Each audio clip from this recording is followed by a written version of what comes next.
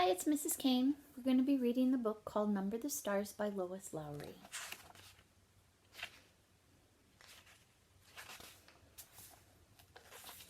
The first chapter is called Why Are You Running? I raced to the corner, Ellen. Anne-Marie adjusted the thick leather pack on her back so that her school books balanced evenly. Ready? She looked at her best friend. Ellen made a face. No, she said, laughing. You know I can't beat you. My legs aren't as long. Can't we just walk like civilized people? She was a stocky 10-year-old, unlike lanky Anne-Marie. We have to practice for the athletic meet on Friday. I know I'm going to win the girls' race this week. I was second last week, but I've been practicing every day. Come on, Ellen, Anne-Marie pleaded, eyeing the distance of the next quarter of the Copenhagen street. Please. Ellen hesitated, then nodded and shifted her own rucksack of books against her shoulder. Oh, all right. Ready? Go, shouted Anne-Marie, and the two girls were off, racing along the residential sidewalk. Anne-Marie's silvery blonde hair flew against her, and Ellen's dark pigtails bounced against her shoulders. Wait for me, wailed little Kirsty, left behind, but the two older girls weren't listening. Anne-Marie outdistanced her friend quickly, even though one of her shoes came untied, and she sped along the street called Osterbrogade, past the small shops and cafes of the neighborhood, here on the northeast Copenhagen. Laughing, she skirted one elderly woman in black who carried a shopping bag made of string. A young woman, pushing a baby carriage, moved aside to make way. The corner was just ahead. Anne-Marie looked up, panting, just as she reached the corner. Her laughter stopped. Her heart seemed to skip a beat. Halt, the soldier ordered in a stern voice. The German word was as familiar as it was frightening. Anne-Marie had heard it often enough before, but it had never been directed at her until now. Behind her, Ellen also slowed, stopped. Far back, little Kirsty was plodding along, her face in a pout because the girls hadn't waited for her. Anne-Marie stared up. There were two of them. That meant two helmets, two sets of cold eyes glaring at her, and four tall, shiny boots planted firmly on the sidewalk, blocking her path to home. And it meant two rifles gripped in the hands of the soldiers. She glared at the rifles first, then finally she looked at the face of the soldier who had ordered her to halt. Why are you running? The harsh voice asked. His Danish was very poor. 3 years, Anne-Marie thought with contempt. 3 years they have been in our country, and still they can't speak our language. I was racing with a friend, she answered politely. We have races at school every Friday, and I wanted to do well, so I... Her voice trailed away, and the sentence unfinished. Don't talk so much, she told herself. Just answer them, that's all. She glanced back. Ellen was motionless on the sidewalk a few yards behind her. Farther back, Kirsty was still sulking and walking slowly towards the corner. Nearby, a woman had come in the doorway of a shop that was standing silently watching. One of the soldiers, the taller one, moved towards her. Anne-Marie recognized him as the one that she and Ellen had always called and whispered, the giraffe, because of his height and his long neck that extended from his stiff collar. He and his partner were always on the corner. He prodded the corner off her backpack with the stock of his rifle. Anne-Marie trembled. What is in here? He asked loudly. From the corner of her eye, she saw the shopkeeper move quietly back into the shadows of the doorway, out of sight. School books, she answered truthfully. Are you a good student? The soldier asked. Yes. What is your name? Anne-Marie Johansson. Your friend? Is she a good student too? He was looking beyond her at Ellen, who had moved. Anne-Marie looked back too and saw that Ellen's face, usually rosy-cheeked, was pale and her dark eyes were widened. She nodded at the soldier. Better than me. What is her name? Ellen. And who is this? He asked, looking at Anne-Marie's side. Kirsty had appeared there suddenly, scowling at everyone.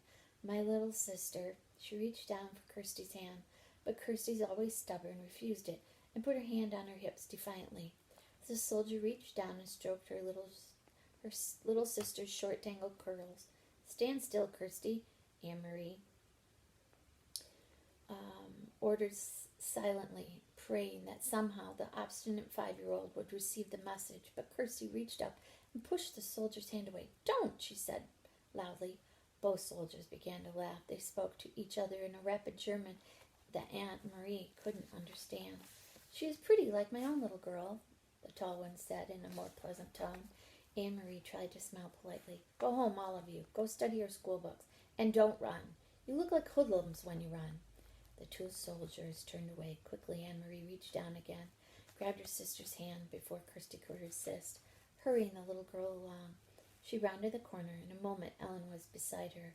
They walked quickly, not speaking, but Kirsty between them, towards the large apartment building where both families lived. When they were almost home, Ellen whispered suddenly, "I was so scared." "Me too," Anne-Marie whispered back. As they turned to enter the building, both girls looked straight ahead towards the door. They did it purposely so they wouldn't catch the eyes of the attention of the two soldiers, who stood with their guns on this corner as well. Kirsty scurried ahead of them through the door, chattering about the pictures she was bringing home from kindergarten to show Mama. For Kirsty, the soldiers were simply part of the landscape, something that had always been there, in every corner, as unimportant as lampposts throughout her remembered life. "Are you going to tell your mother?" Emery asked.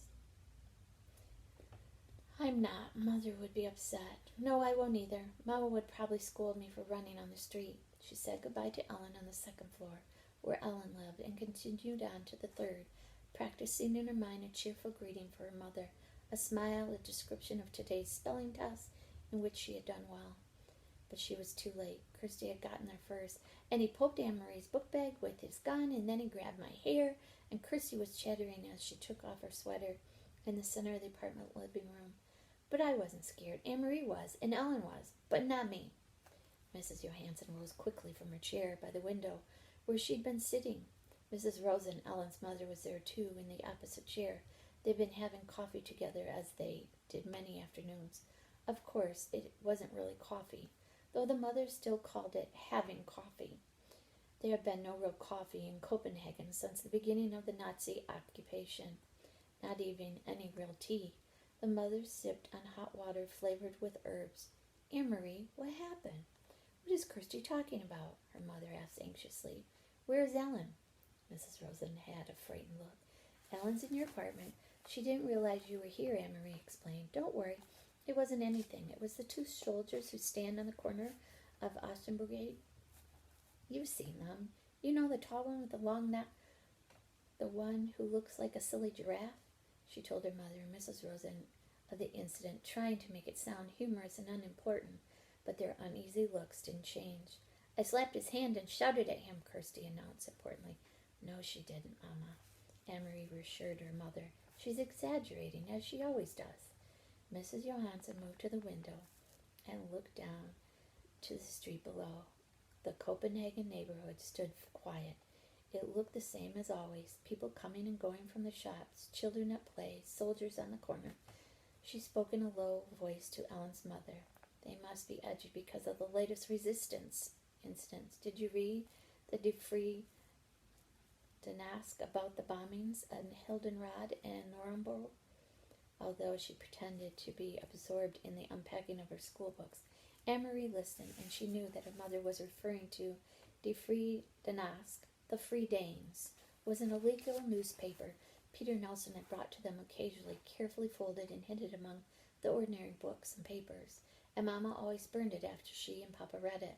But Anne-Marie heard Mama and Papa talk, sometimes at night, about the news they had received that way, news of the sabotage against the Nazis, bombs hidden and exploding in the factories that produce war materials, and industrial railroad lines damaged so that the goods couldn't be transported.